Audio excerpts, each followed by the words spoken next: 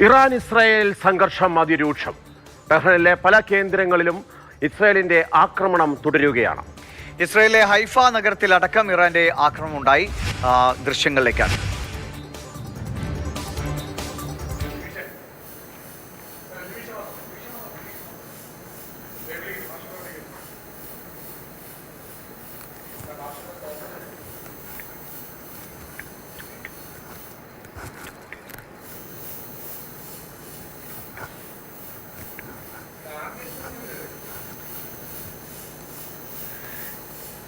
ഇത് ഇസ്രായേൽ പുറത്തുവിട്ട ദൃശ്യങ്ങളാണ്. ഇറാന്റെ ഫൈറ്റർ ജെറ്റുകളടക്കം തകർക്കുന്ന ദൃശ്യങ്ങളാണ്.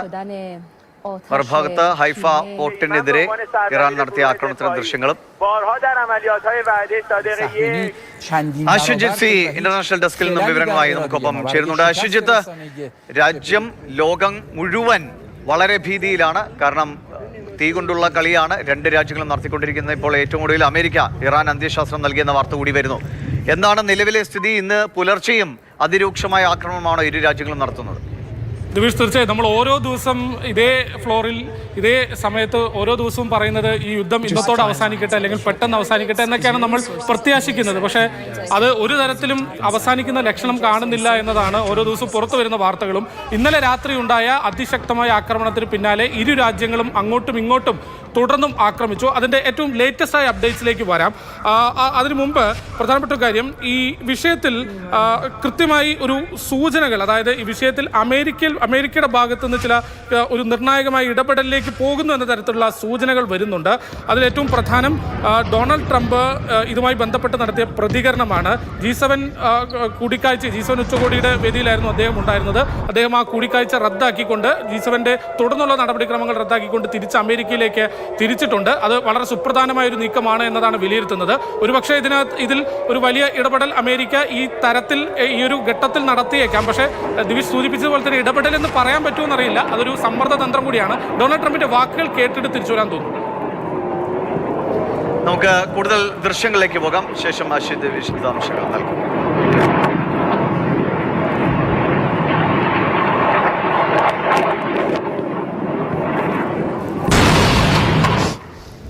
And they said no, and the 61st you saw what happened. Day 61. So I'm in constant touch. And as I've been saying, I think a deal will be signed, or something will happen, but a deal will be signed. And I think Iran is foolish not to sign one. Look, Iran should have signed the deal.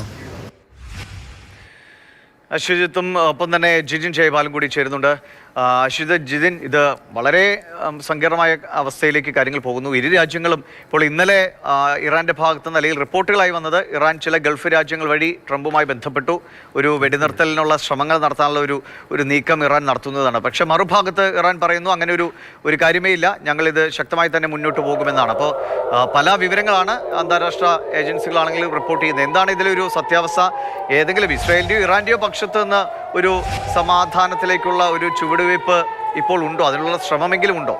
ദിവിഷ്, ഇത് നമ്മളിപ്പോൾ ട്രംപിന്റെ വാക്കുകൾ കേട്ടതാണ്. Trump ഉറപ്പിച്ച് തന്നെ അതിനകത്ത് പറയുന്നുണ്ട് കൃത്യമായി, ഇറാന് ഈ ഡീൽ ഉറപ്പിക്കുകയല്ലാതെ മറ്റു മാർഗമില്ല. ഈ സാഹചര്യത്തിൽ ഇറാൻ മണ്ടത്തരം കാണിക്കുമെന്ന് തോന്നുന്നില്ല, ആ ഡീലിലേക്ക് എത്തുമെന്ന് തന്നെയാണ് പ്രതീക്ഷിക്കുന്നതാണ് ട്രംപ് പറഞ്ഞത്. ആ വാക്കുകളിൽ ഒരു ഭീഷണിയുടെ സ്വരം കൂടി ഉണ്ട് എന്ന് വേണമെങ്കിൽ വായിക്കാം. തീർച്ചയായിട്ടും ഈ ഒരു ഘട്ടത്തിൽ ഞാൻ നേരത്തെ സൂചിപ്പിച്ച പോലെ തന്നെ ട്രംപ് ഈ കൂടിക്കാഴ്ച G7 കൂടിക്കാഴ്ച റദ്ദാക്കിക്കൊണ്ട് അമേരിക്കയിലേക്ക് തിരിക്കുന്നു. അവിടെ ഒരു സുപ്രധാന യോഗം കൂടെ ട്രംപ് വിളിച്ചിരിക്കുന്നു. അമേരിക്കയുടെ ഉന്നത ഉദ്യോഗസ്ഥരടക്കം, സൈനിക ഒപ്പം തന്നെ ഇന്റലിജൻസ് വിഭാഗത്തിൽപ്പെടുന്ന ഉന്നത ഉദ്യോഗസ്ഥരടക്കമുള്ള ഒരു സെക്യൂരിറ്റി കൗൺസിൽ തരത്തിലുള്ള ഒരു യോഗം അദ്ദേഹം വിളിച്ചിരിക്കുന്നു. ഒരുപക്ഷെ ഇതിലൊരു ഇടപെടലിലേക്കാണോ കാര്യങ്ങൾ പോകുന്നത് എന്നതാണ് ലോകം ഉറ്റുനോക്കുന്നത്. ഒപ്പം ട്രംപിന്റെ മറ്റൊരു പ്രസ്താവന കൂടെ വന്നിട്ടുണ്ട്.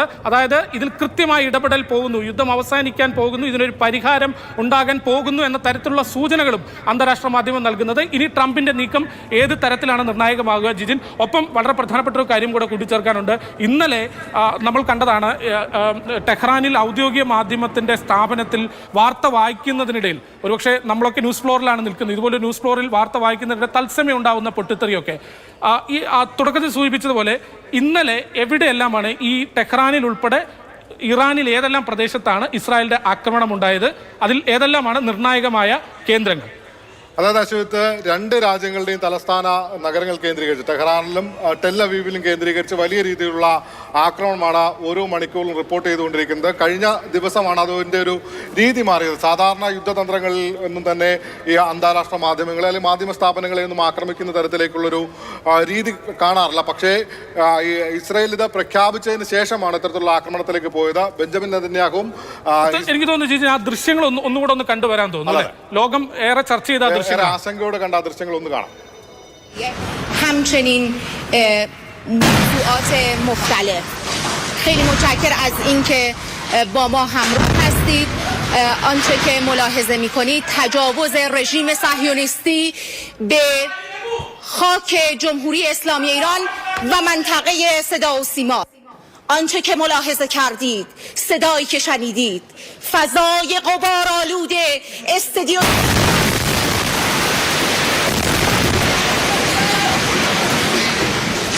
സെഹറിമാമിന്റെ ദൃശ്യങ്ങളാണ് നമ്മൾ ഈ കണ്ടത്. സെഹറിമാമാണ് ആ വാർത്ത അവതരിപ്പിക്കുന്നത്. ഇന്ത്യൻ സമയം വൈകുന്നേരം 6:30 ഇറാന്റെ ഔദ്യോഗിക ടെലിവിഷൻ ചാനലിൽ വാർത്ത അവതരിപ്പിക്കുന്നതിനിടയിലേക്ക് ആ ബിൽഡിങ്ങിലേക്ക് ഇസ്രായേലിന്റെ വ്യോമാക്രമണം ഉണ്ടാവുകയായിരുന്നു. വലിയ ഉഗ്ര സ്ഫോടന ശബ്ദം കേൾക്കുകയും ചില പൊടിപടലങ്ങൾ വീഴുകയും ചെയ്യുന്നതായിരുന്നു.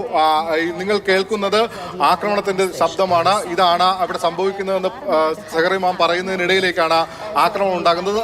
നമ്മൾ ആശങ്കപ്പെട്ട എന്തെങ്കിലും അപകടം സംഭവിച്ചിട്ടുണ്ടാകും, ആ കെട്ടിടത്തിലുണ്ടായിരുന്ന കൂടുതൽ പേർക്ക് ജീവഹാനി സംഭവിച്ചിട്ടുണ്ടാകുന്ന ആശങ്കയുണ്ടായിരുന്നു. പക്ഷേ കെട്ടിടം ആകെ തകർന്നു പോയതിന്റെ ദൃശ്യങ്ങളും നമുക്ക് ലഭ്യമായിട്ടുണ്ട്. തീർച്ചയായും ഒരു അഗ്നിക്കിരയാകുന്ന തീ വിഴുങ്ങുന്ന തരത്തിലേക്ക് ആ കെട്ടിടം മാറിപ്പോയി എന്ന് തന്നെ പറയേണ്ടിയിരിക്കുന്നത്. ഏകദേശം മണിക്കൂറുകളോളം തീ കത്തി നിൽക്കുന്ന ദൃശ്യങ്ങളാണ് നമ്മൾ ഈ ദൃശ്യങ്ങൾ കാണുന്നത്. ഇറാന്റെ ഔദ്യോഗിക ടെലിവിഷൻ ശൃംഖലയിലേക്ക് ആ കെട്ടിടത്തിലേക്ക് ഇസ്രായേൽ നടത്തിയ ആക്രമണത്തിന്റെ ദൃശ്യങ്ങളാണ്. കടുത്ത പുക ആ പ്രദേശം ആകെ നിറഞ്ഞു നിൽക്കുന്നത് കാണാമായിരുന്നു. എത്രത്തോളം മാധ്യമപ്രവർത്തകർക്ക് ജീവഹാനി സംഭവിച്ചു എന്നതിന്റെ കൃത്യമായ കണക്ക് നിലവിലില്ലെങ്കിലും 3 പേരുടെ മരണം അനൗദ്യോഗികമായി സ്ഥിരീകരിക്കപ്പെടുന്നുണ്ട്. കൂടുതൽ പേർക്ക് പരിക്ക് പറ്റിയതായ റിപ്പോർട്ടുകളുണ്ട്. ഈ ആക്രമണം നടന്നതിന് തൊട്ട് പിന്നാലെ തന്നെ സെഹറിമാം വീണ്ടും ലൈവ് തത്സമയം തിരിച്ചു വരികയും ഈ ആക്രമണത്തെക്കുറിച്ച് വിവരിക്കുകയും ഒക്കെ ചെയ്യുന്നതാണ്. ഈ ദൃശ്യങ്ങളാണ് നമ്മൾ കാണുന്നത്. ഇതിലാണ് സെഹറിമാമ എന്താണ് നടന്നതിനെ കുറിച്ച് വിശദീകരിക്കുന്നതാണ്. ഏകദേശം ആക്രമണം നടന്ന് 15-20 മിനിറ്റിന് ഉള്ളിൽ തന്നെ ഇറാൻ ഔദ്യോഗിക ടെലിവിഷന്റെ സംപ്രേഷണം പുനരാരംഭിക്കുകയും ഈ കാര്യത്തെക്കുറിച്ച് വിശദീകരിക്കുകയും ചെയ്യുന്നതാണ് നമ്മൾ ഇപ്പോൾ കണ്ട ദൃശ്യങ്ങൾ. അത്തരത്തിൽ അതീവ സംഘർഷഭരിതമായ സാഹചര്യത്തിലൂടെയാണ് പശ്ചിമേഷ്യ കടന്നു പോകുന്നത്. ഒപ്പം കൂട്ടിച്ചേർക്കാനുള്ള ദിവിഷ് ഈ മേഖലയിൽ ഇന്നലെ നമ്മൾ കണ്ടത് ഈ ഔദ്യോഗിക ടെലിവിഷൻ ആസ്ഥാനത്താണ്. പക്ഷെ അവിടെ മാത്രമല്ല ഇന്നലെ രാത്രിയിലും ഇന്ന് പുലർച്ചെയുമായി ഇസ്രായേലിന്റെ ആക്രമണം ഉണ്ടായിട്ടുള്ളത്.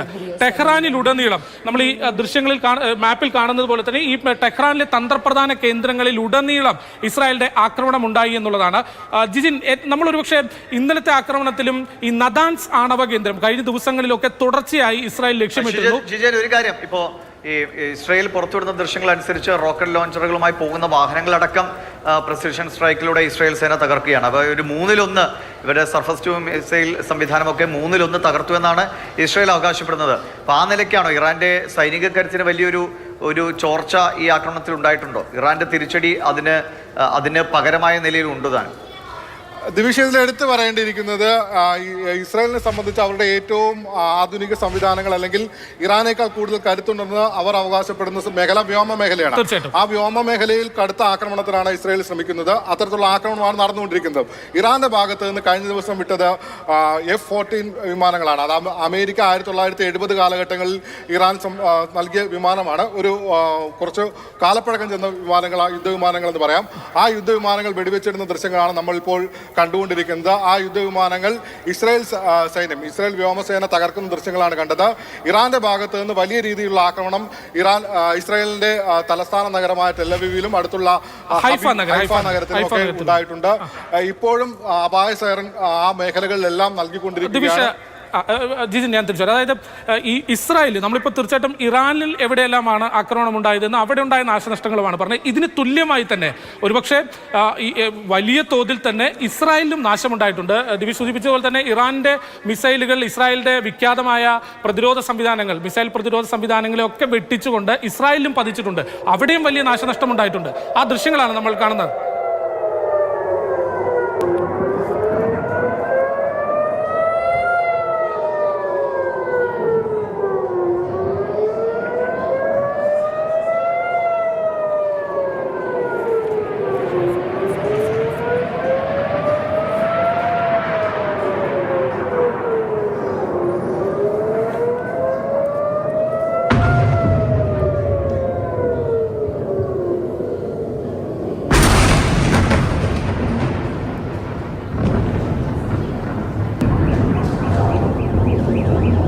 അതിരൂക്ഷമായ ആക്രമണമാണല്ലേ ജിജി? ഒരുപക്ഷെ ലോകം ഇതുവരെ കരുതിയിരുന്നത് പോലെ തന്നെ ഇസ്രായേലിന്റെ അയൺ ഡോം സിസ്റ്റവും അതൊക്കെ വളരെ എഫിഷ്യൻ്റ് ആണ്, അല്ലെങ്കിൽ വളരെ ഫലപ്രദമാണെന്നാണ് കരുതുന്നത്. പക്ഷേ ഈ ആക്രമണത്തിൽ ഈ കഴിഞ്ഞ 5 ദിവസത്തിനിടെ വ്യാപകമായി ഇസ്രായേലിൽ നാശമാണ് ഉണ്ടാകുന്നത്, ആൾനാശം ഉൾപ്പെടെ. എനിക്ക് തോന്നുന്നു നിലവിലെ ഔദ്യോഗികമായ അല്ലെങ്കിൽ പോലും കണക്കുകൾ പറയുന്നത് കഴിഞ്ഞ 5 ദിവസത്തിനിടെ 20-ലേറെ ആളുകൾ ഇസ്രായേലിൽ മരിച്ചു എന്നാണ്. അപ്പോൾ എനിക്ക് തോന്നുന്നത് അവര് ഇറാൻ ഇസ്രായേലിന്റെ തലസ്ഥാന നഗരം വിട്ട് കൂടുതൽ മേഖലകളിലേക്ക് ആക്രമണത്തിന്റെ ഒരു രീതി മാറ്റുന്ന തരത്തിലേക്ക്. തീർച്ചയായിട്ടും അതാണ്. അതായത് ടെല്ലവീവിലും ഒപ്പം ജെറുസലേമിലും ഒക്കെ ആയിരുന്നു കഴിഞ്ഞ ദിവസങ്ങളിൽ ഇറാൻ ലക്ഷ്യമിട്ടത് എങ്കിൽ ഇന്നലെയും ഇന്നും ഒക്കെയായി ഒരുപക്ഷെ ഇസ്രായേലിന്റെ തന്നെ തന്ത്രപ്രധാന കേന്ദ്രങ്ങൾ, അല്ലെങ്കിൽ ഇസ്രായേലിന്റെ തന്നെ ഒരു വ്യാവസായികമായി വളരെ ഇമ്പോർട്ടൻ്റ് ആയ വളരെ പ്രധാനപ്പെട്ട ഒരു കേന്ദ്രമാണ് ഹൈഫ നഗരം.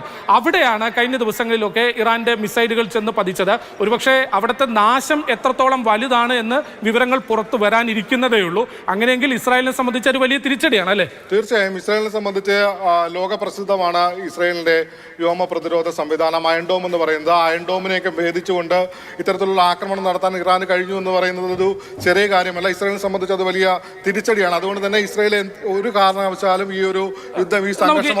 ഇസ്രായേൽ പ്രധാനമന്ത്രിയുടെ പ്രതികരണം കൂടെ ലഭ്യമായിട്ടുണ്ട്. ദിവിഷ, അതൊന്ന് കേട്ടു വരാൻ തോന്നുന്നു.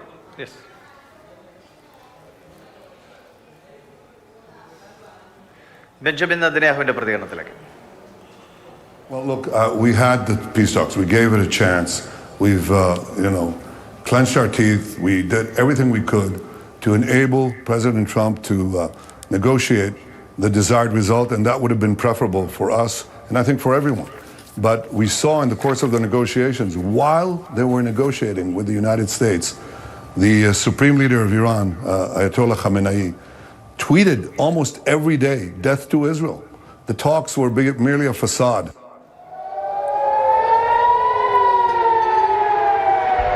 ഇസ്രായേലിലെ ആക്രമണ മുന്നറിയിപ്പ് സൈറണുകളാണ് ഈ കേൾക്കുന്നത്. ടെഹ്റാനിലെയും ഒപ്പം തന്നെ ഇറാനിലെ പ്രധാന രാജ്യങ്ങളിലും നഗരങ്ങളിലും ഇസ്രായേലിലെ പ്രധാന നഗരങ്ങളിലുമൊക്കെ ഏത് നിമിഷവും ഇത്തരം ആക്രമണ മുന്നറിയിപ്പ് സൈറണുകളാണ് വന്നുകൊണ്ടിരിക്കുന്നത്. അതിന് പിന്നാലെയാണ് മിസൈലുകൾ പതിക്കുന്നത്. എന്തായാലും ഇരുഭാഗത്തും വലിയ തോതിൽ ആൾനാശം റിപ്പോർട്ട് ചെയ്യപ്പെട്ടുകൊണ്ടിരിക്കുന്നു എന്നതാണ് ഏറ്റവും സങ്കടകരമായ ഒരു കാര്യം.